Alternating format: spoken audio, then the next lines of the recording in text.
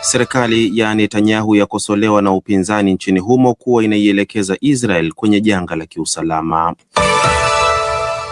Waziri wa mambo ya nje wa Marekani kuhudhuria nchini Ufaransa mkutano wa G7. Na Umoja wa Mataifa waonya kuwa mgogoro wa mashariki mwa Kongo unaongezeka kutokana na matumizi ya silaha nzito. Habari kamili. Tel Aviv. Kiongozi mkuu wa upinzani huko Israel ameikosoa serikali ya Waziri Mkuu Benjamin Netanyahu kuwa inaielekeza nchi hiyo kwenye janga la kiusalama kutokana na uhaba wa wanajeshi, hasa wakati huu vita vya Mashariki ya Kati vikiendelea. Yair Lapid ametoa kauli hiyo katika taarifa iliyopeperushwa kwenye televisheni, akiishtumu serikali ya Netanyahu kwa kulitumia kupita kiasi jeshi la nchi hiyo na baadaye kulitelekeza kwenye uwanja wa vita.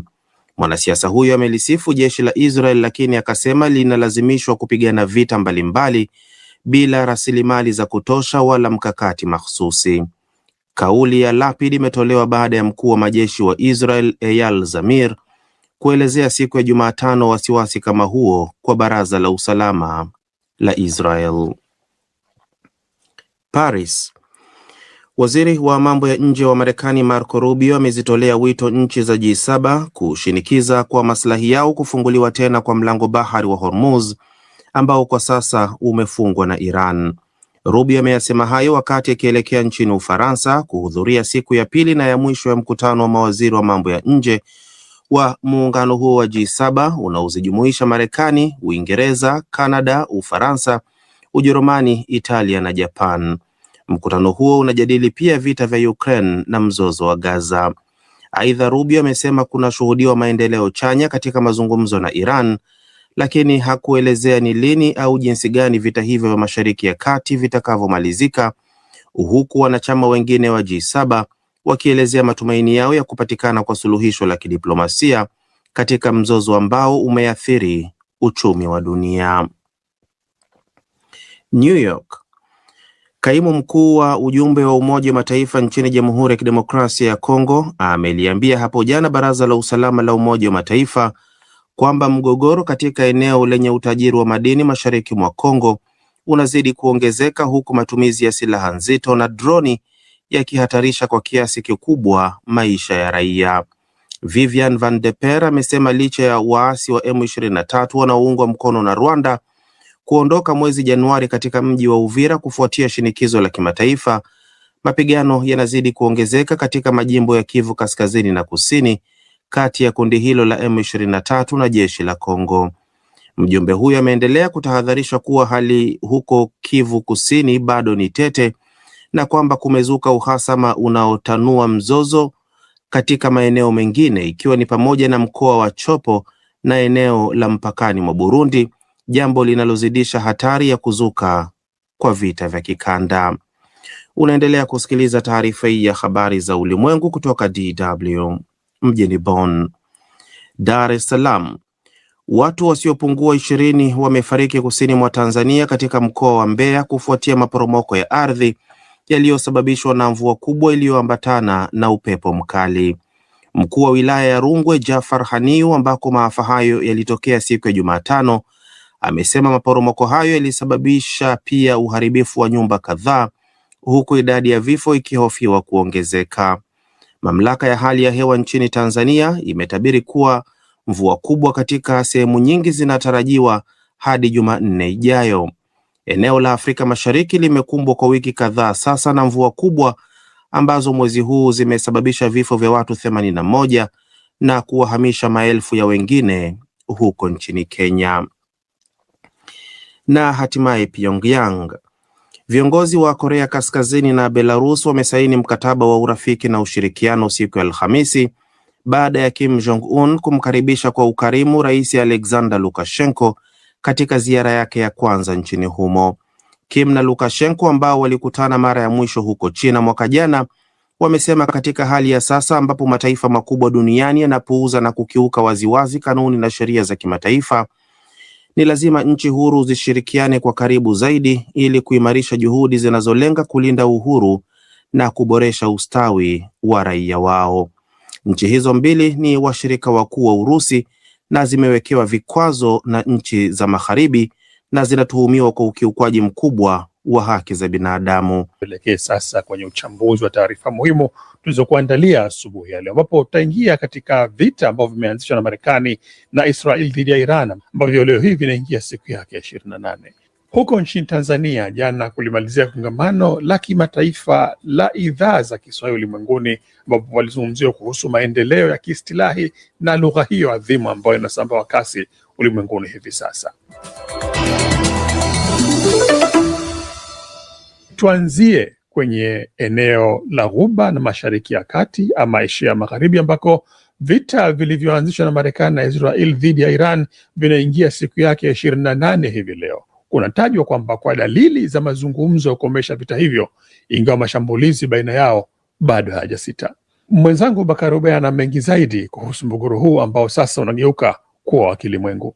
Iran na Marekani bado zipo njia panda kuhusu swala zima la kumaliza vita vya Mashariki ya Kati, huku kila upande ukionekana kusalia na msimamo wake kuhusu mazungumzo ya kusitisha mapigano, jambo linalotishia mzozo huu kuongezeka, hasa ikiarifiwa kuwa maelfu ya wanajeshi wa Marekani wanakaribia eneo hilo.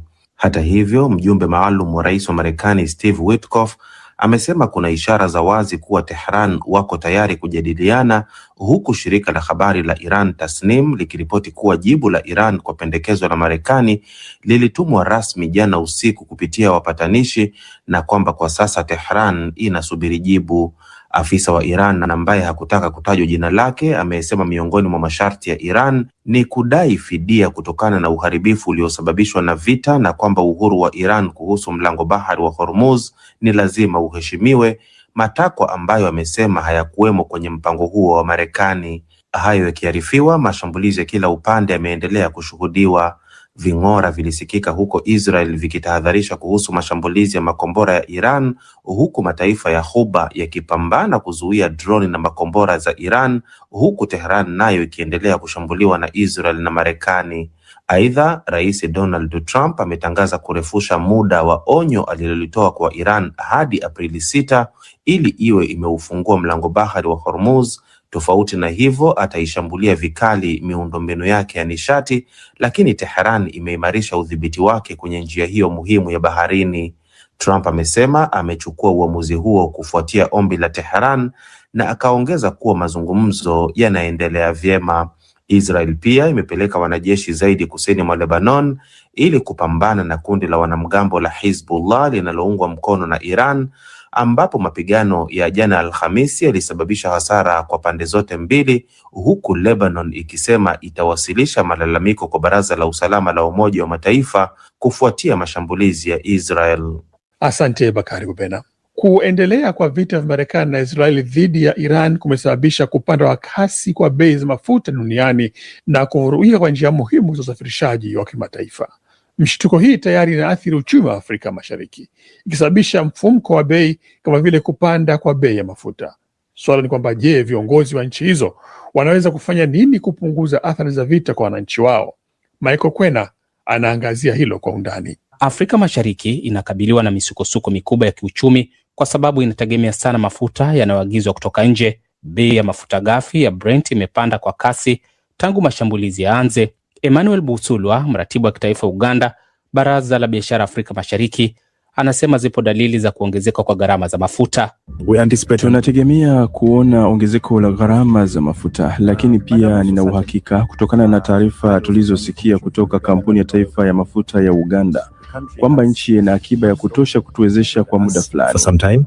Mlango wa bahari wa Hormuz ni njia muhimu ya usafirishaji kwa njia za Ghuba zinazozalisha mafuta kwa wingi, ukitumika kusafirisha mafuta na gesi kwenda Afrika Mashariki na masoko mengine duniani. Sasa Iran imefunga njia hiyo na kutishia kuchoma moto meli yoyote itakayopita bila ruhusa yake. Vita vinavyoongezeka vimevuruga usambazaji wa mafuta duniani na kusababisha kupanda kwa bei za mafuta mara moja nchini Kenya, Uganda, Tanzania na nchi nyingine nyingi za Afrika. Kama Rais wa Afrika Kusini Cyril Ramaphosa alivyoonya, bara hili tayari linaumia kutokana na vita hivyo. Hivyo je, Afrika Mashariki inaweza kufanya nini? Kadri vita vinapoendelea, mfumuko wa bei, kuvurugika kwa minyororo ya usambazaji na ugumu wa kiuchumi vinaweza kuongezeka katika ukanda huu. Swali ni je, hali ni mbaya kiasi gani au kuna njia ya kuwalinda wananchi dhidi ya athari za vita hivi? Kwa upande wa serikali ya mjini Dodoma, imesema imeweka ufuatiliaji madhubuti wa kuhakikisha kila meli iliyobeba mafuta kwa ajili ya Tanzania inatia nanga kama makubaliano yanavyoelekeza. Waziri wa Nishati Deogratias Ndejembi anasema, hakikisheni wakati wote mafuta yanapatikana kuanzia Dar es Salaam mpaka Kierwa. Sitarajii kuona watu wakisema hawana mafuta wakati madepo yana mafuta. PBPA, tuhakikishe kwamba mafuta yote ambayo mmeingia mikataba yanafika hapa nchini, na tusisubiri kwamba yako njiani. Tuhakikishe na tukague kwamba ni meli ipi, ipo wapi, inafika lini. Hivi si vita vya Afrika Mashariki, lakini katika wakati muhimu kama huu, viongozi wa ukanda wanapaswa kusimama kwa ajili ya wananchi wao, kuonyesha mshikamano, kuboresha njia za usafirishaji wa nchi kavu na kuharakisha upanuzi wa hifadhi za mafuta za kikanda. Wakati huo huo, watu wengi bado wamekwama wakisubiri kuokolewa. Ingawa haiwezekani kufidia kikamilifu gharama za vita hivi, viongozi wa Afrika Mashariki wanaweza kupunguza athari zake. Kwa mfano, Kenya imechukua hatua mapema kuhakikisha njia za usambazaji wa mafuta zinalindwa na akiba zinafuatiliwa ili kuzuia upungufu. Hii husaidia kutuliza masoko ya ndani hata bei za kimataifa zinapopanda, lakini hatua hii pekee haiwezi kupunguza gharama halisi. Serikali zinaweza kutumia mbinu kama ruzuku maalum kwa usafiri wa umma, punguzo la muda mfupi la kodi kwa mafuta yanayoagizwa, na serikali zaidi za fedha kudhibiti mfumuko wa bei. Hatua hizi zinaweza kupunguza kwa muda mzigo kwa wananchi. Muhimu zaidi, viongozi wanapaswa kusimama pamoja na kusema hapana kwa vita Mashariki ya Kati. Asante Michael Kwena.